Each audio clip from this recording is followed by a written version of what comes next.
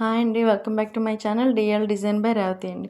ఈరోజు నేను చూపించబోయే అవుట్ఫిట్ ఏంటంటే 1 ఇయర్ బేబీ గర్ల్ ఫ్రాక్ అండి. దీన్ని 6 మీటర్ నెట్ యూస్ చేసి స్టిచ్ చేశానండి. అది కూడా ఫ్రిల్స్ ఇచ్చాను అనమాట. గ్యాదరింగ్స్ ఇవ్వకుండా ఫ్రిల్స్ ఇచ్చాను. 2 లేయర్స్ నెట్ ఇచ్చాను. 3 లేయర్స్ అయినా ఇచ్చుకోవచ్చు. నాకు క్లాత్ అంతే ఉంది కాబట్టి నేను 2 లేయర్స్ వరకే ఇచ్చాను.